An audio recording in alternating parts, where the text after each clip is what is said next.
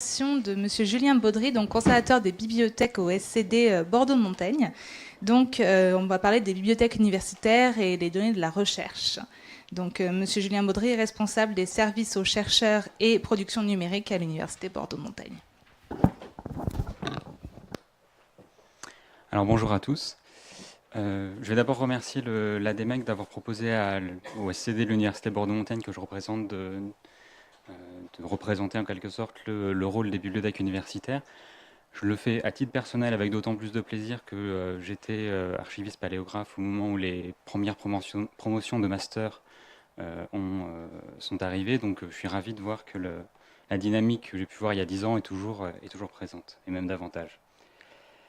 Donc la présentation que je vais faire porte précisément sur le rôle, la place des bibliothèques universitaires dans justement ce qui nous intéresse aujourd'hui, dans l'utilisation de données patrimoniales ou de données de recherche en général. Je vais élargir peut-être un petit peu l'objet par les chercheurs.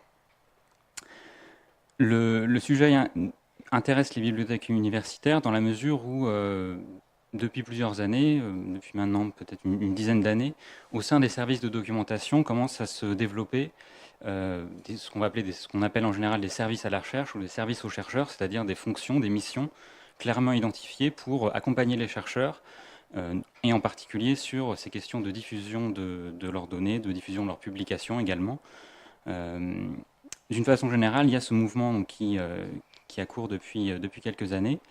Et c'est dans ce cadre-là en fait que s'inscrit ce que je vais vous présenter ici et la démarche qu'on a nous au niveau de service de documentation de l'Université Bordeaux-Montaigne, puisque depuis 2011 en fait, à peu près 2011, on a investi ce nouveau champ d'action pour appeler les humanités numériques pour répondre aux besoins des chercheurs en la matière. Alors l'Université Bordeaux-Montaigne, en quelques mots, c'est une université qui est, on va dire, une université taille moyenne, qui est spécialisée en lettres, arts et sciences humaines, donc vraiment sur des domaines, un ensemble disciplinaire assez homogène et assez réduit par rapport à d'autres plus grosses universités pluridisciplinaires. Et donc au niveau du service de documentation, on est partie prenante d'un ensemble de projets de recherche qui font intervenir ou qui pose la question de l'utilisation de données patrimoniales par les chercheurs. Donc ce que je vais vous présenter ici, en fait, c'est pas forcément un seul projet, ou en tout cas les projets phares qu'on peut mener, c'est plus la démarche générale du service, la façon dont ça s'inscrit au sein de la bibliothèque, au sein de l'université, et d'une façon générale de mettre un peu en perspective la façon dont une bibliothèque universitaire peut s'emparer de ce sujet.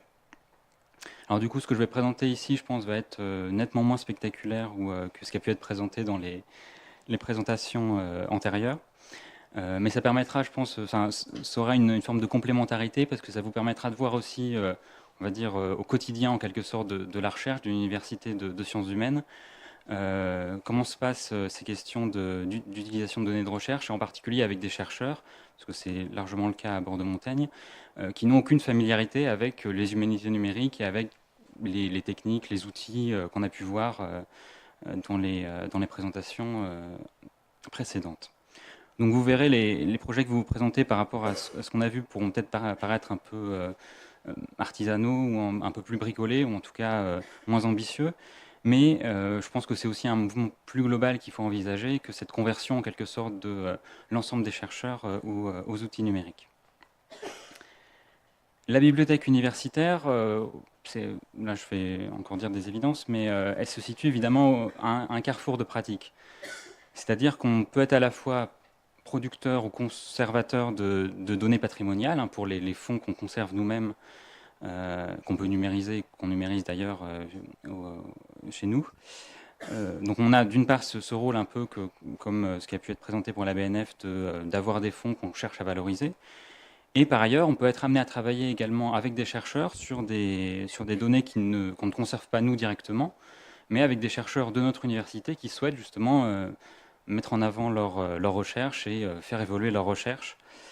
Et donc on s'inscrit dans ce cas dans une logique qui est plus d'accompagnement du chercheur face à la donnée. Donc je vais aborder séparément ces deux façons d'envisager le rôle de la bibliothèque universitaire. en voyant dans un premier temps ce qui est, on va dire, de l'ordre de la bibliothèque productrice de données, la valorisation du patrimoine scientifique de l'université. Dans un second temps, le rôle du bibliothécaire comme curateur en quelque sorte de données. Alors j'emploie un terme un peu spécifique ici, mais pour dire que d'une façon générale, notre rôle, c'est aussi d'accompagner les chercheurs dans la gestion de leurs données de recherche. Et dans un troisième temps, là, j'aborderai des questions peut-être un peu plus fonctionnelles ou professionnelles sur l'évolution des métiers, des structures face à ces questions, dans le cas évidemment de l'université et des bibliothèques universitaires.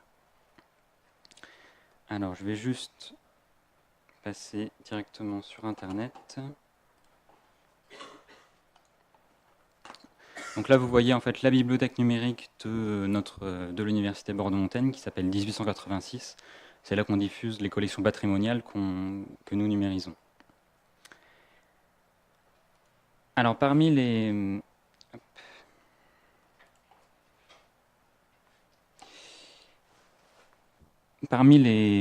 missions qu'on a évidemment en tant que bibliothèque, c'est celle de la valorisation, de la conservation d'un patrimoine qui est celui de l'université, d'un patrimoine documentaire qui est celui de l'université. Et là, je vais employer une définition un peu large du patrimoine scientifique, mais en tout cas, c'est tous ces fonds documentaires qui peuvent être conservés dans les différentes bibliothèques. En l'occurrence, nous, on a 13 structures, 13 bibliothèques au sein du service de documentation, et qui peuvent du coup être utilisées, valorisées par des chercheurs. On a donc une activité de numérisation qui est on va dire relativement importante, et qui fait que voilà, on numérise à la fois des photos, des ouvrages, des cartes. Là, je vais m'intéresser plus spécifiquement à la question des cartes, puisqu'on fait partie donc d'un consortium Humanum qui s'appelle Imageo, donc ça je le développerai un petit peu plus loin, mais ce que je vais vous présenter là, c'est fait dans le cadre en fait de ce consortium. Parmi les numérisations qu'on a pu faire, on a numérisé un ensemble de cartes anciennes, en particulier de Madagascar, et on a un chercheur au sein du laboratoire de géographie Passage, Xavier Hamelot, qui travaille spécifiquement sur ces histoires, sur ces notions de cartographie de Madagascar, de l'évolution en fait de la façon dont on a cartographié l'île, ce que ça implique, ce que ça peut permettre de déduire sur les anciens états de l'environnement, et en particulier de la déforestation de l'île. Et donc c'est dans ce cadre-là qu'on a participé avec ce chercheur à tout un ensemble de recherches qui en fait a compris évidemment à la fois des aspects plus directement d'utilisation des cartes. Donc Xavier Hamelot, le chercheur, a pu utiliser les fonds qu'on a numérisés pour faire ces comparaisons des différents états de la cartographie de Madagascar, mais par ailleurs, il s'en est aussi servi pour mettre en avant, pour valoriser à la fois nos fonds documentaires et ses recherches en organisant une exposition. Alors là, en l'occurrence, une exposition sur place à Madagascar, à Diego Suarez, qui est une ville du nord de l'île. Une exposition cartographique à partir de facsimilés de nos cartes qu'on avait pu numériser. Donc là, ça fait en partie écho à ce qu'on a pu voir précédemment, c'est-à-dire que le travail du chercheur, ça ne va pas être seulement ce travail directement sur la donnée, ça va être aussi de réfléchir à la façon dont on peut la présenter, la mettre en avant, dans quel cadre, face à quel public. Et là, on a un cas de figure où, justement, à travers une numérisation qu'on avait entrepris, a pu être envisagée une exposition de plus grande ampleur, on va dire, sur Madagascar. Et par ailleurs, donc, Xavier Hamelot réalise aussi, même si là, je n'ai pas forcément d'image à vous montrer, des comparaisons cartographiques à partir des documents qu'on peut numériser. Donc là, on est vraiment dans le cas d'un fonds documentaire qui est conservé à la bibliothèque, enfin à la cartothèque de la bibliothèque. Il y a d'autres cas de figure qui peuvent arriver. Ça va être le cas de chercheurs qui ont eux-mêmes des fonds. Souvent, en fait, ça va être des fonds documentaires du laboratoire, du centre de recherche. Et pour différentes raisons, souvent immobilières, ils s'interrogent sur la façon de le diffuser, de mieux le mettre en valeur, éventuellement de nous le céder, mais dans tous les cas, d'en faire une diffusion numérique plus large. Donc ça a été le cas d'un fonds qu'on a appelé, qui s'appelle actuellement Fonds Jacques Lacoste, du nom du chercheur qui nous a cédé justement cet ensemble. Le Fonds Jacques Lacoste, c'est un ensemble de photographies d'art médiéval, de monuments, œuvres d'art du Moyen-Âge, assez largement de l'art religieux, de l'architecture religieuse, et en particulier de la région donc, Nouvelle-Aquitaine, du sud-ouest de la France. Donc un ensemble de photographies qui ont été prises par ce chercheur, par ses élèves, qui ont été par ailleurs numérisées, alors là dans ce cas pas par nous mais par lui, et qu'on diffuse nous, enfin, en tout cas il nous a demandé ce qu'on pouvait en faire, notre réponse ayant été donc dans un premier temps de la diffuser via notre bibliothèque numérique. Donc là c'est ce que vous voyez ici, on a un ensemble de photographies d'églises qui ont été prises parfois durant des périodes, durant des moments un peu différents. Et on s'est donc chargé donc, de cette mise en ligne avec une indexation qui est extrêmement minimale, mais qui s'est fait, on va dire, dans la foulée de la demande de Jacques Lacoste et qu'on va chercher à améliorer avec notamment une indexation thématique. Donc il y a tout un projet en cours en fait pour trouver la façon d'ajouter des mots-clés thématiques pour faire de cet ensemble une base de données utile pour des étudiants ou pour des chercheurs en histoire de l'art médiéval. Donc voilà un exemple de ce qu'on peut avoir comme type de demande de la part des chercheurs. Et peut-être une troisième illustration de ce qui peut faire l'objet justement de demandes, c'est vraiment à l'inverse, de notre part, la volonté d'essayer de mettre en avant nos fonds documentaires et de chercher justement la façon dont on pourrait les traiter, les mettre en valeur, ces données patrimoniales qu'on a pu numériser. Alors là, le cas que je vais vous montrer, c'est donc dans cette bibliothèque numérique 1886, on a des ensembles de photographies de bâtiments religieux qui viennent de différentes sources. On a à la fois, par exemple, le fonds Jacques Lacoste, là, que je viens de vous montrer, mais on va avoir d'autres fonds. Alors là, par exemple, le fonds Jean-Auguste Brutels, qui était un archiviste fin 19e, début 20e siècle, qui a en fait fait la même chose que Jacques Lacoste, mais à une époque différente. Et parmi les réflexions qu'on mène, il y a cette question de savoir comment faire en sorte pour réaliser des comparaisons entre ces images et générer un travail de recherche justement sur les images que nous avons pu numériser. Ça fait partie justement de ce à quoi on essaye de travailler, mais ça fait aussi partie des difficultés en quelque sorte qu'on peut avoir au sein d'une bibliothèque universitaire face à ces données patrimoniales, c'est que l'enjeu, c'est aussi de réussir à susciter des recherches par rapport aux données qu'on peut conserver et diffuser. Je vais quitter un peu Bordeaux pour aller à Poitiers. Donc les collègues du service de documentation de Poitiers qui ont eu une démarche assez similaire et qui ont mis en avant en fait un ensemble de fonds documentaires, alors soit qu'ils conservent eux à la bibliothèque, soit qui sont conservés au sein de centres de recherche pour réaliser un ensemble de bibliothèques virtuelles autour de ces fonds. Alors je vous les montre parce que c'est des réalisations que je trouve particulièrement intéressantes.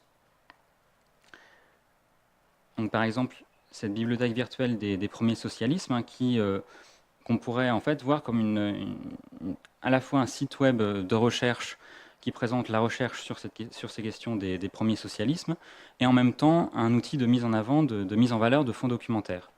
C'est-à-dire qu'on va avoir à la fois ces documents auxquels on peut accéder et qu'on peut télécharger,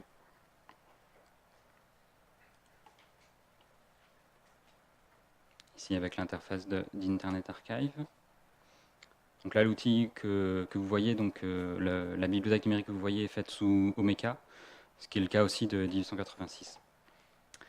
On a d'une part donc ces accès à des documents, et par ailleurs, on a aussi des ensembles thématiques qui ont été isolés, avec des présentations alors de personnages et donc des textes qui ont été rédigés par les chercheurs, avec à la fois la citation et les documents qui l'accompagnent.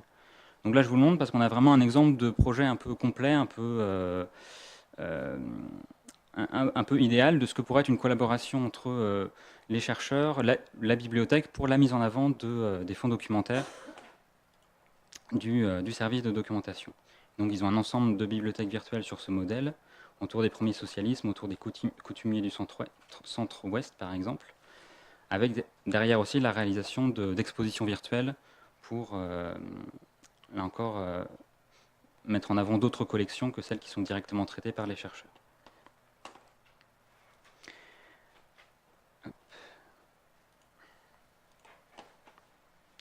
Alors là, ce que je vous ai montré, c'est donc la première,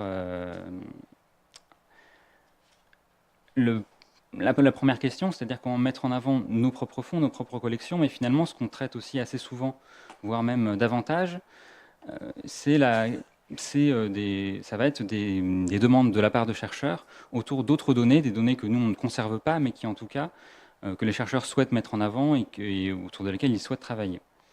Et c'est à cette fin-là qu'a été mis en place le service aux chercheurs au sein du service de documentation, avec en gros en fait trois grandes missions, trois grandes réponses qu'on apporte aux chercheurs. D'une part, une expertise autour de tout ce qui touche à la numérisation de fonds documentaires. Alors là, que je vais illustrer avec l'exemple d'un projet qui existe maintenant depuis quelques années, qui s'appelle Mauriac en ligne, hein, qui, pour le dire en quelques mots, est un projet de numérisation et de mise en ligne des écrits journalistiques de François Mauriac, donc mené par un chercheur, Philippe Baudor, qui travaille sur ces questions, sur la littérature de l'entre-deux-guerres.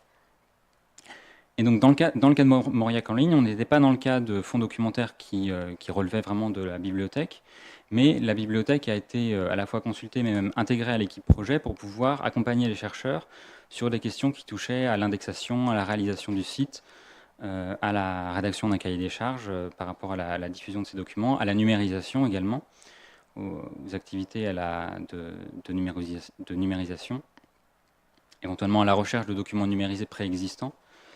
Donc il y a eu tout un ensemble, en fait, toute une collaboration qui a été menée autour de ce projet. Donc ça peut être un premier ensemble de demandes, de services qu'on va rendre aux chercheurs, des demandes qui touchent à des questions de numérisation et de mise en ligne de fonds documentaires. Alors pour vous le montrer assez rapidement, donc ça tourne vraiment autour des articles uniquement de François Mauriac, donc on va avoir accès simplement à la page qui contient l'article, avec la possibilité donc, de voir le PDF, mais aussi d'accéder à la transcription du texte. Et là encore, avec un travail sur des collections thématiques à partir de mots-clés qui ont pu être définis.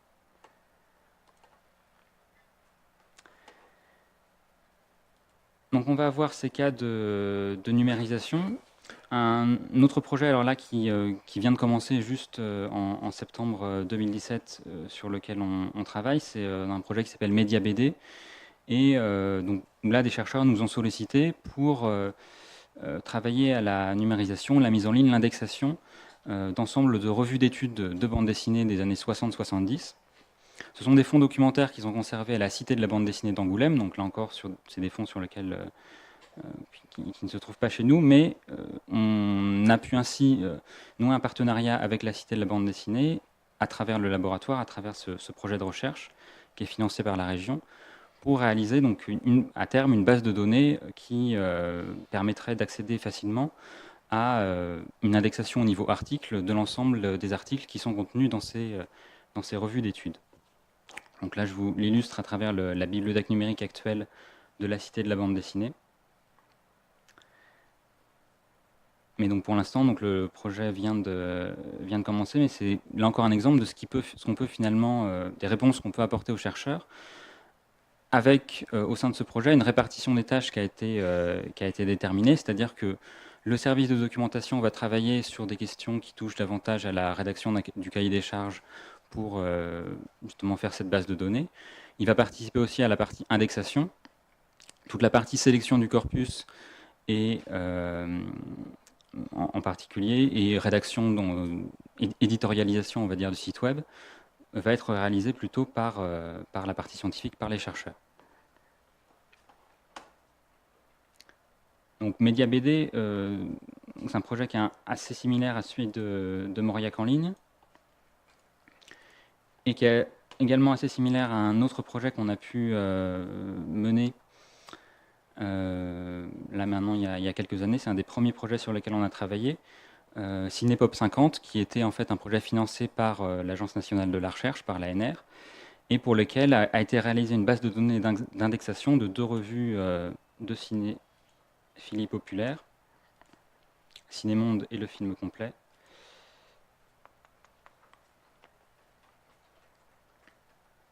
Je vois que la démonstration n'est pas parfaite. Voilà. Mais à partir, en fait, pour simplement la création d'une base de données qui permet d'accéder à l'ensemble des articles contenus dans ces revues. Là, il n'y a pas d'enjeu de numérisation sur cet ensemble-là. Cinépop 50, c'est aussi un bon exemple, ça je pense que je pourrais le développer un petit peu après, des limites en fait de l'approche qu'on mène actuellement pour tout ce qui touche à la durabilité et à la solidité à long terme en fait des projets qu'on mène et des bases qui sont créées dans ce cadre-là. Ça, j'y reviendrai. Alors pour revenir sur MediaBD, donc comme vous voyez, à travers ces projets, à travers MediaBD, Moria Collins, Cinépop 50, on apporte une expertise en termes d'indexation, de diffusion de données dont le chercheur a besoin. On va aussi l'apporter de façon un peu plus ponctuelle. Ce que je vous ai présenté jusqu'à présent, c'était vraiment des projets de recherche financés par l'ANR, par la région, dans lequel le service de documentation était pleinement intégré au sein du comité de pilotage. De façon plus ponctuelle, on va avoir des demandes. Alors, par exemple, autour du projet Adriaticum Mare, qui recense en fait un ensemble de données archéologiques sur des fouilles archéologiques autour de la mer Adriatique. Et donc là, le rôle qu'a joué le SCD était assez limité. Il se situe à ce niveau-là, au niveau du DOI, c'est-à-dire de l'attribution d'identifiants aux données générées par les chercheurs. Dans la mesure où le service de documentation, par l'intermédiaire notamment de l'INIST, a la possibilité d'attribuer des DOI à la fois à des publications, on le fait pour des revues scientifiques qui sont créées, mais on va le faire aussi dans le cadre justement de ces bases de données de chercheurs pour permettre justement aux données d'avoir un identifiant pérenne qui puisse par ailleurs être cité dans les publications. Donc ça, c'est des choses un peu plus ponctuelles, mais des demandes qu'on a mis en place pour pouvoir justement répondre à des questions de chercheurs. Ça permet aussi de guider des choix de diffusion de la part des chercheurs. Alors là, on l'a vu plus sur un plan technique, sur un plan d'identification des données. On va aussi les accompagner sur un plan plus juridique pour pouvoir leur expliquer ce qu'ils peuvent diffuser, ce qu'ils peuvent mettre en ligne, ce qu'ils ne peuvent pas mettre en ligne, ce qui sont autant d'éléments qui ne sont pas forcément connus des chercheurs et sur lesquels justement on essaye de les former en quelque sorte, même si c'est toujours un peu difficile de former des chercheurs. Je reviendrai là-dessus aussi.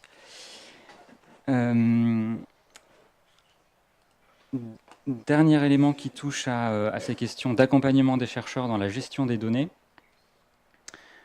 Alors là, c'est quelque chose nous, on ne fait pas encore, on n'a pas eu l'occasion de le faire, mais qui, en réalité, pourrait faire partie de nos missions et qui est menée par certains d'ailleurs de nos collègues, notamment je pense à des collègues de Bayonne, de l'Université de Pau. C'est la réalisation de plans de gestion de données. Donc pour vous le dire en quelques mots, dans le cadre des projets de recherche, notamment les projets européens, il peut être demandé, je pense que c'est quelque chose qui va aussi être peut-être de plus en plus systématisé, il peut être demandé aux chercheurs de réaliser un plan de gestion de données, c'est-à-dire d'expliquer dans un document quelles données ils vont créer, comment ces données vont être diffusées, quel est le statut de ces données, vont-elles être diffusées d'ailleurs, quel est le statut juridique, le format de la donnée, donc tout un ensemble d'éléments sur le cycle de vie de ces données de recherche. Et donc c'est un document qui est à réaliser et qui est de plus en plus demandé par les financeurs. Et là encore, on est sur un type de service qui peut être rendu par la bibliothèque universitaire, puisque ce sont souvent des questions que les chercheurs ne vont, en tout cas en sciences humaines, ne vont pas forcément maîtriser de façon immédiate, et on peut les accompagner là-dessus. Alors la question évidemment, c'est à quel niveau se situe l'accompagnement. Est-ce qu'on est simplement sur du conseil ou est-ce qu'on va plus loin dans la rédaction vraiment du plan de gestion de données avec le chercheur? Mais c'est quelque chose qui a été fait, par exemple, dans le cadre du travail autour de la bibliothèque numérique En Persana, par le laboratoire ICARE spécialisé dans l'étude des littératures et de la langue basque. Donc il y a une bibliothèque numérique qui a été créée pour pouvoir mettre en ligne la correspondance d'un armateur, donc d'un bateau du XVIIIe siècle, d'un navire du XVIIIe siècle. Et donc, au-delà simplement de la diffusion de cette bibliothèque numérique, l'ensemble du projet a fait l'objet justement de ce plan de gestion de données qui est aussi amené à évoluer au fur et à mesure de la durée de vie du projet. Donc on est là dans un cas où finalement le rôle du bibliothécaire est assez important, puisqu'il est, on va dire, pleinement intégré au mécanisme de financement du projet de recherche. Alors je vous parlais tout à l'heure de formation, de sensibilisation du chercheur. Ça c'est un dernier élément important sur lequel je voulais revenir. Ce que je vous ai présenté ici, donc vous le voyez, ce sont des projets qui sont à la fois générés par les chercheurs eux-mêmes, donc qui viennent nous voir, qui nous présentent soit à partir de fonds qu'ils ont identifiés chez nous, soit à partir de fonds extérieurs, leur souhait de les diffuser, de les mettre en ligne, de monter vraiment un projet de recherche, un site web, une plateforme autour de ces données. Et nous, donc, on peut de cette manière-là répondre à leur demande dans une logique de guichet en quelque sorte, on évalue en fonction aussi de l'ensemble des projets jusqu'à quel point on va s'impliquer. Mais à côté de ce que peut faire le service de documentation, il est important aussi évidemment que les chercheurs eux-mêmes puissent se former, se sensibiliser à tout ce qui touche à la diffusion de la donnée de recherche, à la gestion de la donnée de recherche. Et alors, je l'illustre ici à travers l'exemple de l'URFIST de Bordeaux, donc les URFIST qui sont ces unités de formation à l'information scientifique et technique. L'URFIST de Bordeaux a développé depuis maintenant 1 ou 2 ans un ensemble de formations pour les chercheurs pour les aider dans la gestion de leurs données. Donc, par exemple, dans la data visualisation, dans la création de graphiques, à partir de l'utilisation de logiciels qui ne vont pas forcément être évidents de premier abord, mais qui justement nécessitent au moins une première formation, une sensibilisation. Et ça, c'est vraiment, enfin, pour moi, les deux choses que je vous ai présentées, c'est-à-dire l'accompagnement du chercheur par la bibliothèque et la sensibilisation du chercheur, vont vraiment de pair. Il faut qu'au sein du site universitaire, parce que l'URFIST en l'occurrence n'est pas directement lié à l'université Bordeaux-Montaigne, mais on est sur le même site universitaire, il dessert le même public, qu'il puisse y avoir finalement ces deux éléments pour qu'une politique en matière d'humanité numérique puisse être menée.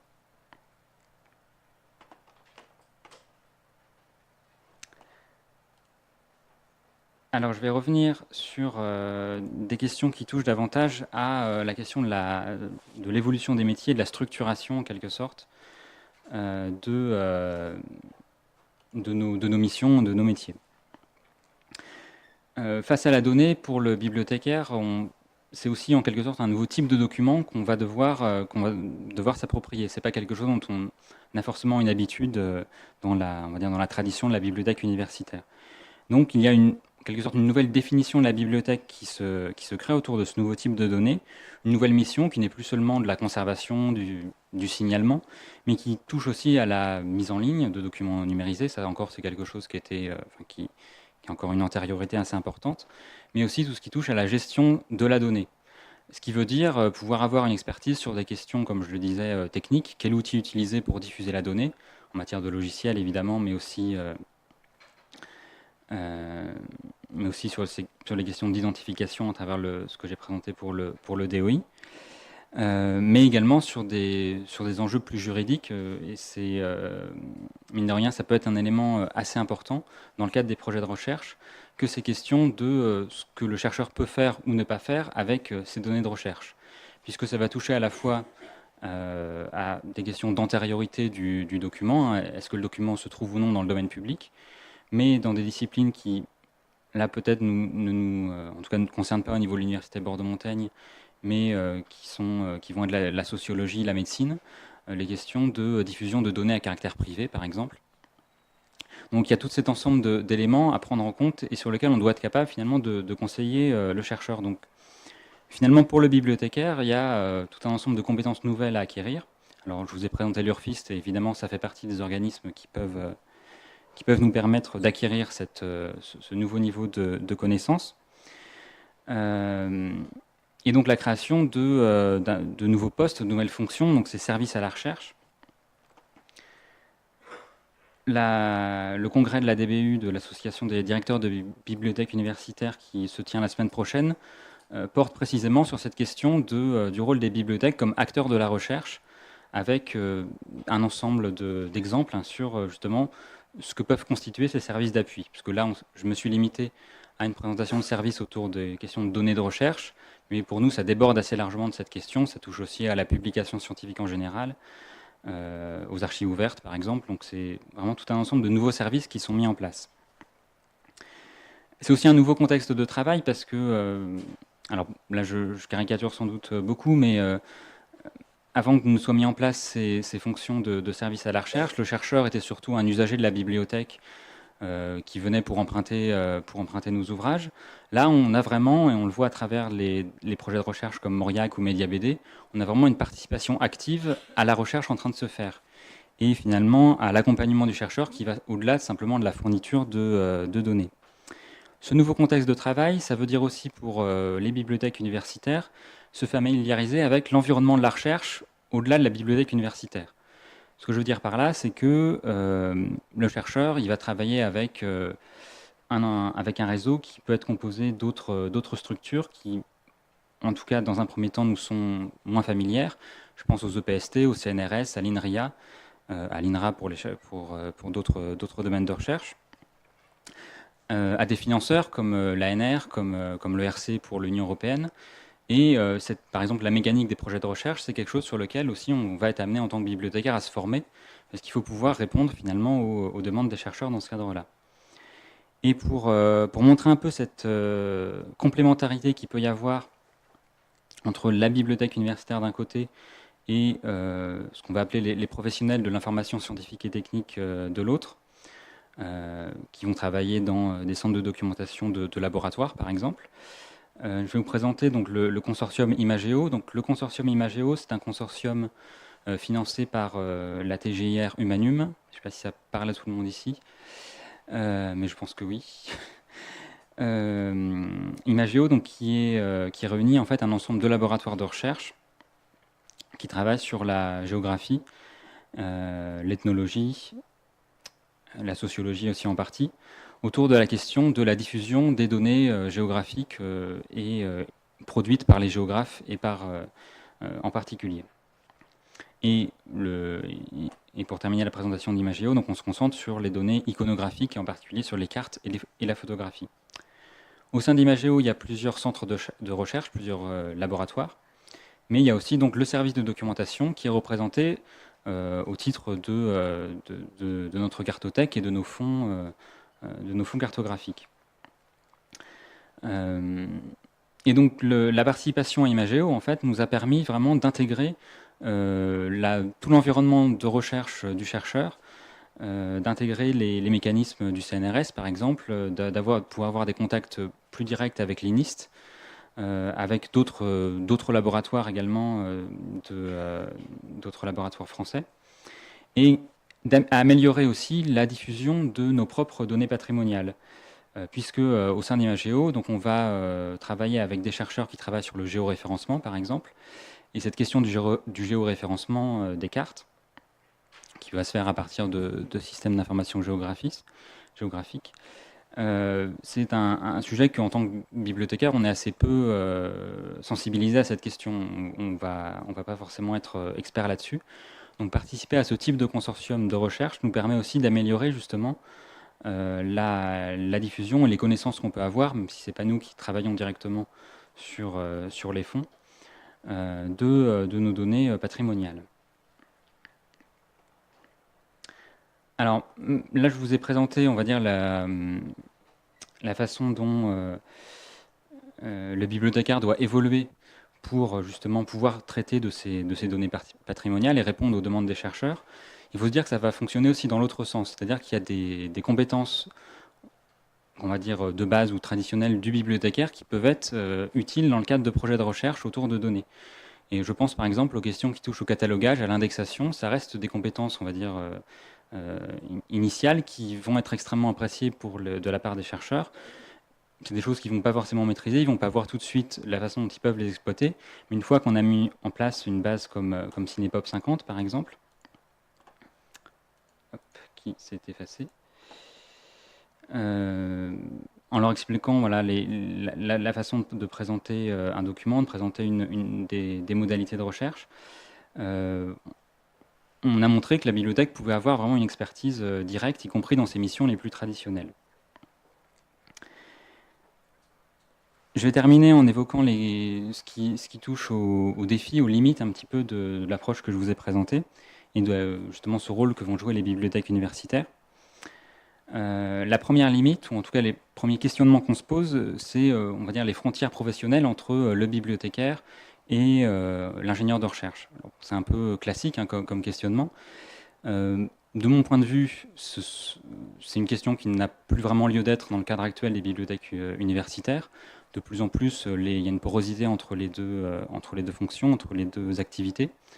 Mais dans tous les cas, ce que je souhaite mettre en avant, c'est qu'il y a vraiment des enjeux forts de collaboration, notamment dans le cadre de projets de recherche, entre les bibliothèques universitaires qui, dans certains cas, vont être un peu détachés aussi des laboratoires ou des centres de documentation des laboratoires. Parfois, il peut y avoir une certaine opacité entre les deux univers.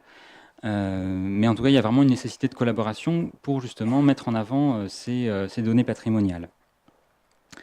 Et de plus en plus, des bibliothèques universitaires, et ça va être notre cas, vont en fait s'approprier des outils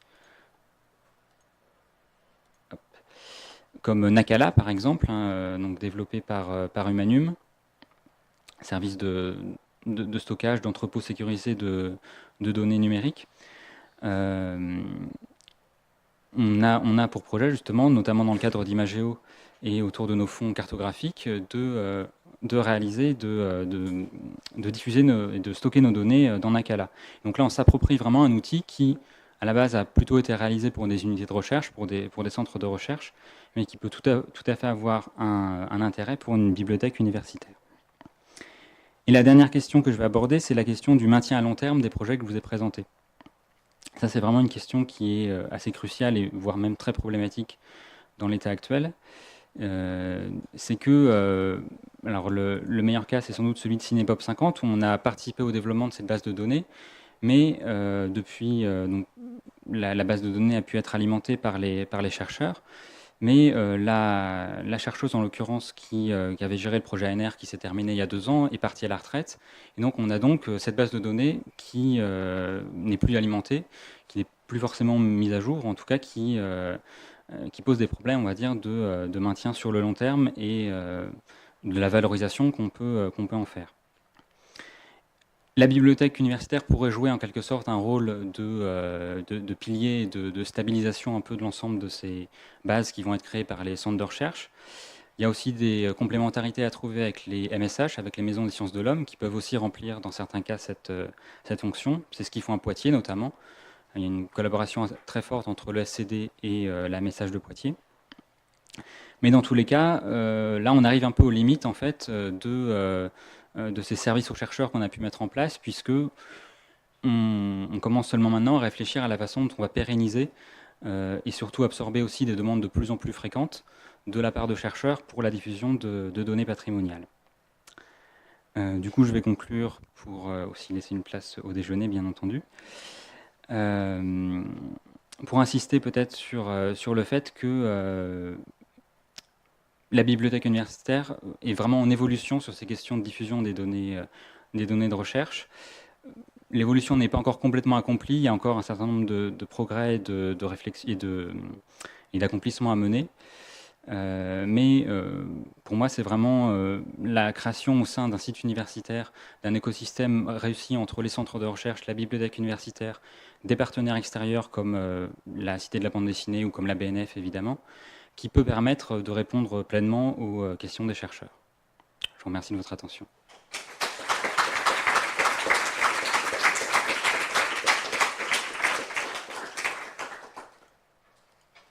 Merci infiniment, Julien Baudry, pour cette présentation extrêmement complète sur toutes les questions justement qu'on se pose autour de cette journée d'études. Avant de recharger nos batteries, aussi bien au sens propre comme au figuré, est-ce qu'il y a on aurait le temps pour 1 ou 2 questions? C'est toujours un peu limité, mais... Oui, 5 minutes. Ouais.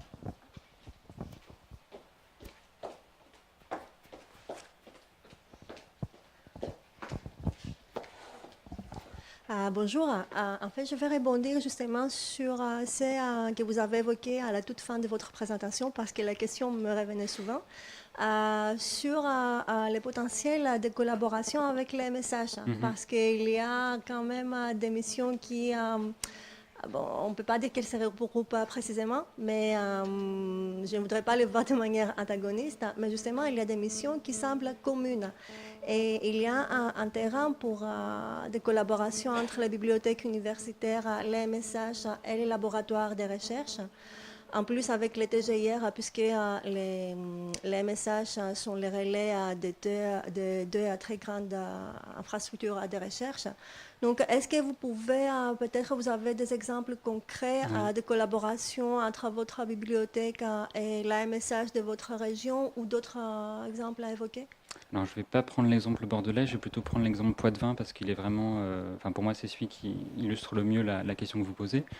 On a vraiment un service de documentation au sein duquel il y a une cellule un peu identique à ce que je vous ai présenté à Bordeaux de service à la recherche, qui va donc développer une expertise sur la diffusion de documents numériques, et une collaboration directe avec la Message de Poitiers, qui en fait va être le relais avec des structures comme le CNRS, comme Humanum, et développer lui l'expertise plutôt de ce point de vue-là. Et notamment sur Nakala, je sais que la Message de Poitiers a largement travaillé sur cette question et apporte des réponses à des demandes qui peuvent du coup émaner aussi du service de documentation.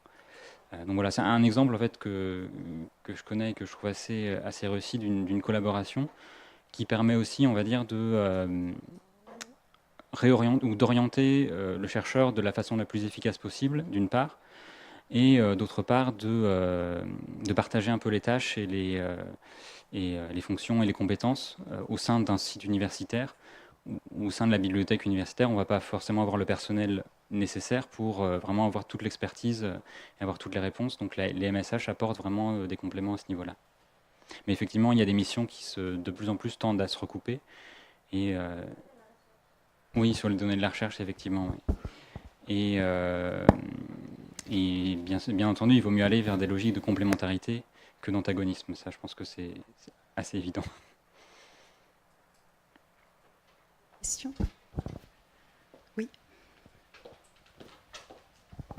Alors, je voudrais savoir combien de personnes il y a dans le service de la recherche du SCD. Alors, au sein du service de la recherche du SCD, je suis seul. C'est-à-dire que je suis la seule personne qui représente ce service. On est un établissement de 80 personnes, pour vous donner une idée, 80 personnels. Mais pour compléter un peu ma réponse, la logique de travail qu'on a mis en place, c'est que même si c'est moi qui va représenter, qui va dialoguer, échanger avec les chercheurs, l'idée c'est de pouvoir mobiliser l'ensemble de l'équipe du SCD. Et quand je dis l'ensemble de l'équipe, c'est vraiment, on va dire, des spécialistes du numérique, donc notamment Sylvain Machefer, qui est notre informaticien, notre chargé de système d'information, mais aussi des personnels qui vont pas forcément avoir une compétence numérique directe, mais qui peuvent avoir des compétences en indexation, en catalogage, et donc avoir une vraie expertise aussi dans leur domaine. Donc en gros, voilà, on fonctionne de cette façon-là, avec une interface qui va être moi en l'occurrence, et une collaboration au sein du service, la recherche des compétences qu'on peut avoir. Merci beaucoup. Je pense qu'on va pouvoir passer à table maintenant et merci encore pour votre présentation.